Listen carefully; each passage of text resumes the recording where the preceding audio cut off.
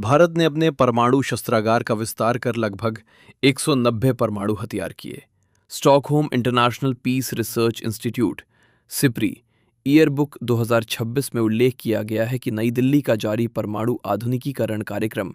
तेजी से लंबी दूरी के हथियारों को विकसित करने पर केंद्रित है, जो पूरे चीन में लक्ष्यों तक पहुंचने में सक्षम है।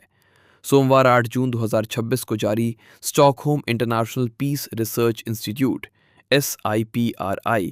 ईयरबुक 2026 के अनुसार ये अनुमान लगाया गया है कि भारत ने 2025 में अपने परमाणु शस्त्रागार का मामूली विस्तार किया है और नई परमाणु वितरण प्रणालियों को विकसित करना जारी रखा है। रिपोर्ट में अनुमान लगाया गया है कि 2026 की शुरुआत तक भारत का परमाणु भंडार बढ़कर लगभग 190 परमाणु हथियारों तक पहुंच गया था। सिप्री ने उल्लेख किया कि नई दिल्ली का जारी परमाणु आधुनिकीकरण कार्यक्रम तेजी से लंबी दूरी के हथियारों को विकसित करने पर केंद्रित है,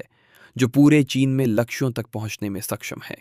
जबकि इसके साथ ही पाकिस्तान के साथ अपनी पुरानी प्रतिद्वंदिता से उत्पन्न होने वाली सुरक्षा चिंताओं का समाधान करना भी जारी है।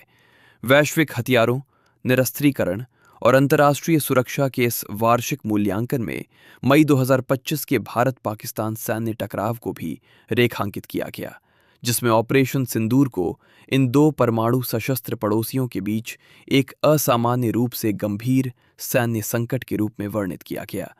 सिप्री के अनुसार भारत ने इस संघर्ष के दौरान पाकिस्तानी हवाई और मिसाइल अड्डों के खिलाफ हमले किए थे, जिनकी परमाणु संबंधी भूमिकाएं होने की संभावना थी। हालांकि संस्थान ने यह भी देखा कि बढ़ते तनाव के बावजूद दोनों देशों ने स्थिति को और बिगड़ने से रोकने के लिए कदम उठाए।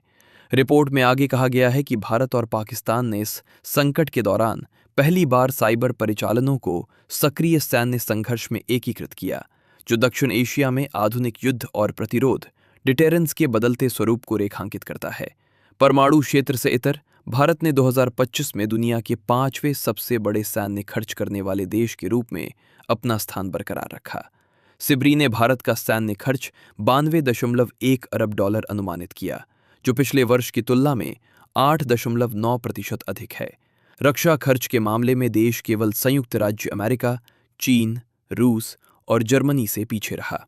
भारत 2021 से 25 की अवधि के दौरान प्रमुख हथियारों का दुनिया का दूसरा सबसे बड़ा आयातक भी बना रहा, जिसकी हिस्सेदारी वैश्विक हथियार आयात में 8.2% रही। सिप्री ने यूक्रेन, भारत, सऊदी अरब, कतर और पाकिस्तान को 5 सबसे बड़े हथियार आयातकों के रूप में चिन्हित किया, जिनकी इस अवधि के दौरान वैश्विक आयात में सामूहिक रूप से 35% हिस्सेदारी थी।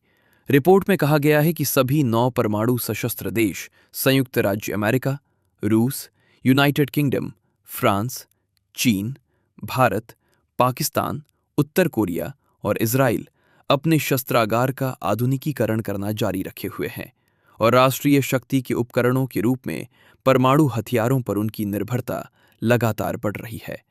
वैश्विक स्तर पर इन 9 देशों के पास 2026 की शुरुआत में अनुमानित 12,187 परमाणु हथियार थे, जिनमें से लगभग 9,745 संभावित उपयोग के लिए सैन्य भंडारों में रखे गए थे। सिप्री ने चेतावनी दी कि हालांकि संयुक्त राज्य अमेरिका और रूस द्वारा सेवानिवृत्त हथियारों को नष्ट किए जाने के कारण कुल परमाणु हथियारों की संख्या में गिरावट जारी है, लेकिन राष्ट्रीय भंडारों में नए परमाणु हथियारों के शामिल होने से इस कमी की गति धीमी हो रही है।